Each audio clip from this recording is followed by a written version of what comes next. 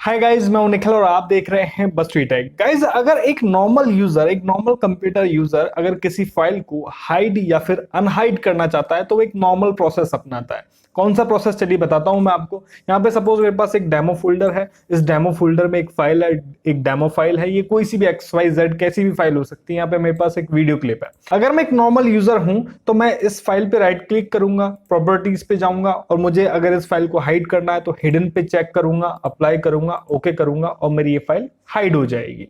ठीक है। एक नॉर्मल यूजर को अगर अपनी हिडन फाइल देखनी भी हो तो वो क्या करता है, फाइल में जाएगा, change folder and search options में जाएगा। देन यहाँ पे व्यू टैब में जाएगा। देन व्यू टैब में जाने के बाद यहाँ पर आप देख सकते हैं show hidden files and folder का ऑप्शन आता है। आपने किया होगा कई बार। इस पे क्लिक करेगा, देन अप्लाई करेगा और ओके कर देगा। ओके करने के बाद जो उसकी हिडन फाइल है वो यहाँ पे नजर आने लगेगी। ठीक है। लेकिन अगर हम यहाँ पर फाइल में से इस ऑप्शन को ही हटा दें और फिर अपनी फाइल हाइड करें तो क्या एक नॉर्मल यूजर के लिए उस फाइल को अनहाइड करना पॉसिबल होगा? बिल्कुल नहीं। वैसे तो काफी सारे तरीके मैंने आपको बता रखे हैं कि आप किसी डायरेक्टरी में हिडन फाइल कैसे देख सकते हैं, उनको अनहाइड कैसे कर सकते हैं with the help of command prompt. लेकिन यहाँ पे हम एक नॉर्मल यूजर की बात करें तो आप यहाँ पर जो ट्रिक मैं आपको बताऊंगा उसका यूज करके एक नॉर्मल यूजर के लिए ये ऑप्शन यहाँ से डिसेबल कर सकते हैं। उससे होगा क्या कि वो पर्सन उस हिडन फाइल को देख नहीं पाएगा। इस तरीके से, जिस तरीके से आपको थोड़ी ब्लर्ड नजर आ रही है, थोड़ी सी फेडेड नजर आ रही है, इस तरीके से वो नजर नहीं आएगी क्योंकि वो उस ऑप्शन में जा ही नहीं पाएगा। ठीक है। क्योंकि अगर वो इस ऑप्शन में जा पाएगा तो इस फाइल को वो एक्सेस कर सकता है, प्रॉपर्टीज में जाके इस तरीके से अनहाइड कर सकता है और इस फाइल को यूज कर सकता है। तो कैसे इस ऑप्शन को यहां से हटाएंगे वो मैं आपको इस वीडियो में बताने वाला हूं।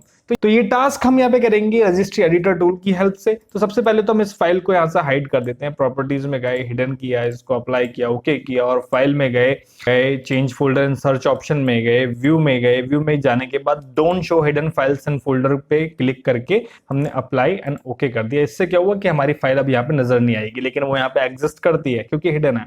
तो अब हम चाहते हैं कि यहाँ से ये ऑप्शन ही हटा दें जिससे कि कोई हमारी फाइल यहाँ से एक्सेस नहीं कर पाए, क्योंकि अब आपको पता है यहाँ पे मेरी फाइल है और मुझे पता है, लेकिन एक नॉर्मल यूजर को नहीं पता जिसने ये वीडियो नहीं देखा। ठीक है। तो हम इसको क्लोज कर देते हैं और चलते हैं रजिस्ट्री एडिटर टूल में। Windows+R दबाएंगे, REGEDIT यहाँ पे टाइप करेंगे, REGEDIT। ठीक है।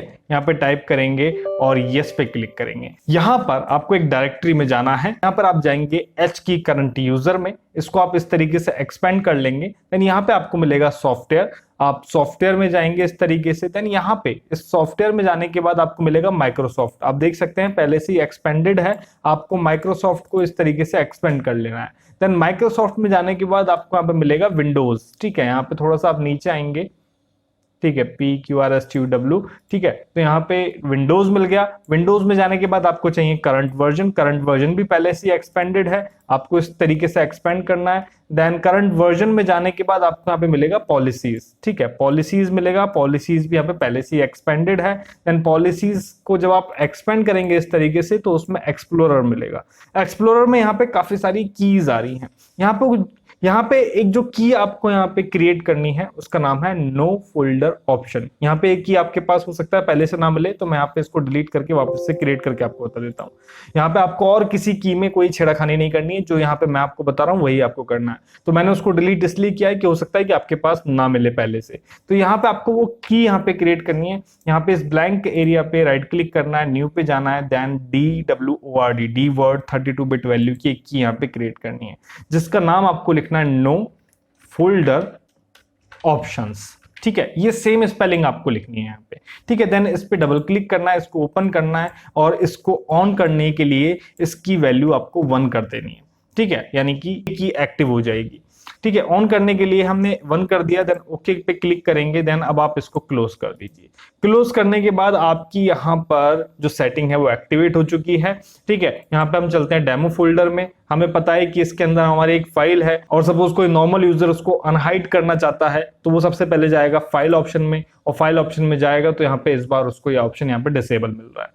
ठीक है। इस तरीके से यहाँ पे ये ऑप्शन डिसेबल है और अब वो उस फाइल को यहाँ पे अनहाइड नहीं कर पाएगा। यहाँ पे एक नॉर्मल यूजर की बात कर रहे हैं। ठीक है, ये ऑप्शन नहीं आ रहा तो यहाँ पे कोई फाइल एक्सेस नहीं कर पाएगा, एक्सेस नहीं कर पाएगा तो आपकी फाइल यहाँ पे एकदम सेफ रहेगी। तो गाइज ये थी एक छोटी सी ट्रिक। अगर आपको इस ऑप्शन को वापस से लाना हो, आपको अपनी फाइल वापस से एक्सेस करनी हो, हालांकि एक्सेस करने के बहुत सारे तरीके हैं, लेकिन हम यहाँ पे इसलिए नॉर्मल यूजर की बात कर रहे हैं, इसलिए अगर आपको वापस से फाइल एक्सेस करनी हो तो वापस से आप सेम रन कमांड में जाएंगे, रजिस्टर एडिटर टूल में यस दबाएंगे, देन यहाँ पे नो फोल्डर ऑप्शंस की वैल्यू सेम डायरेक्टरी में आप जाएंगे, ठीक है, नो फोल्डर ऑप्शंस की वैल्यू पे आप डबल क्लिक करेंगे और इसको आप 0 कर देंगे, ओके कर देंगे, ठीक है। देन इसके बाद अपना पीसी आप रीस्टार्ट करेंगे तो आपका ऑप्शन वापस से अनेबल हो जाएगा, ठीक है। ये आपको वापस से रीस्टार्ट करना पड़ेगा क्योंकि ये भी आपका डिसेबल ही रहेगा जब तक आप अपने सिस्टम रीस्टार्ट नहीं करेंगे। तो ये एक छोटी सी ट्रिक है, आई होप कि आपको पसंद आई होगी। वीडियो अच्छा लगा हो तो लाइक कीजिएगा, कमेंट करके बताइएगा कि आपको इन्फॉर्मेशन कैसी लगी।